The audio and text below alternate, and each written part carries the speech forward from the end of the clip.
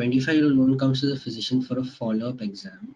3 months ago, she was involved in a high-speed motor vehicle collision that resulted in burn injuries and amputation of the left lower arm. She appears teary and does not make eye contact. Physical exam shows mildly hypertrophic pink burn scars on the left chin, neck, and shoulder, as well as a clean and dry wound of the stump just below her left elbow. The patient says, I can't go out, I can't meet friends, and I can't even imagine trying to date since the accident. I just feel so ugly and disfigured. Which of the following is the most appropriate initial statement by the physician? Initial statement, all right. Now, when you look at this question, yeah, in your mind, you're thinking of depression. Yes, this patient is going into depression. Yes, no doubt. Let's go over the options, but the most appropriate initial statement. So, patient has told you this most appropriate initial statement. A. Have you had any thoughts about ending your life? All right. Yes, no doubt that this patient could have depression, but you're like, I can't go out, I can't meet friends, I can't even imagine trying to date someone. And the next thing that you say is like basically asking, like, have you been thinking about killing yourself? Yeah, you want to know that, but you probably don't need to know that right when you're seeing the patient. Like she's come for a follow-up exam, you've just gotten to the room and she says this. And then your first question is, yeah, have you been thinking about killing yourself? And then maybe she says no, and then after that you'll be like, oh, okay, you're not been thinking about killing yourself. All right, so now let's just go. Why are you feeling like that? Why do you want to why have you been not being able to date and stuff like that? Why do you not feel like going out? No, don't talk about ending your life immediately. It's not very empathetic. The next one, would you like to know more about options for additional cosmetic surgery that we can offer?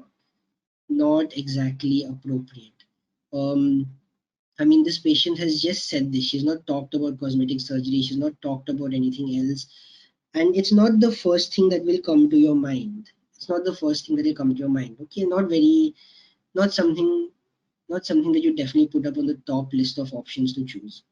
Now, next one. Can you tell me what makes you feel that way? Very lovely option. It's a question. It's a very open-ended question, and it's directing. The question is directed to what she has said. I can't go out. I can't meet friends. I can't imagine trying to date since the accident. Now, your next logical. Someone tells you that. Oh, but why do you feel that way? What makes you feel that way? When someone says that, the next thing should not be, would you like to know about things for cosmetic surgery? Or have you had any thoughts about ending your life? No. As an empathetic doctor, when someone says that, yeah, oh, you've been feeling that way, but why have you been feeling that way? What is it exactly? Is it, yes, I know you're feeling ugly and disfigured, but what is it that people are not meeting you? Is it that you've not been trying to go out to date, or have you been trying to date and it's not been working? That's how you approach it, right? Next one. Would you like to speak to a specialist? Blah, blah, referral. Out of the question. When you have other better options, D is very low on your list. I think you still look very beautiful. Why does this affect you that much? This is something very nice to say to someone who you're casually having a conversation with, but not in a clinic or in a hospital when you're talking to a patient. It's something very sweet, something very nice that you should say. You could probably say to someone, but not as a doctor. It's inappropriate. It is not very professional to say something like this. This is definitely not professional. So even though it seems nice, it's something with good intentions, but it's not professional and you should definitely avoid it. Last one, do you have family or friends that support you and you can talk to about your feelings? This is probably something that you can say later on, not the most appropriate initial statement, because you want to first know why she's feeling that way. You do not want to be having family and friends talk to her first, because she's come to you. You are her primary care physician. You are the doctor that she's come to. So you can probably ask her to go and talk about her feelings to her friends and family and support groups.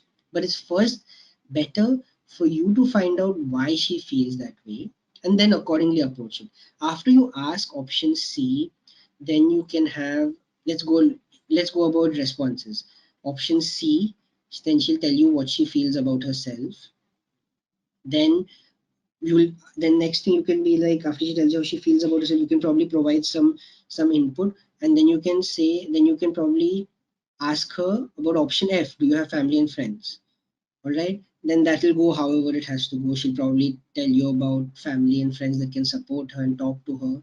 And then you can ask her, um, about, okay, what have you thought? Have you thought about anything like cosmetic surgery or prosthesis and things like that? It's probably what you can do.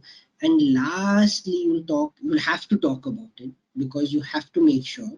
So before she's about to leave and before she's had a long conversation with you, you'll be like, okay, just before you leave, I just want to know, but have you been thinking about ending your life in any way or anything like that? That's probably the last question. And then she'll respond to that.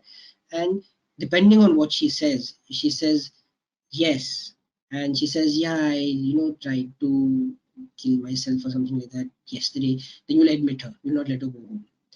All right? Because she's actively suicidal. Thanks for watching. Please give a thumbs up and subscribe for more.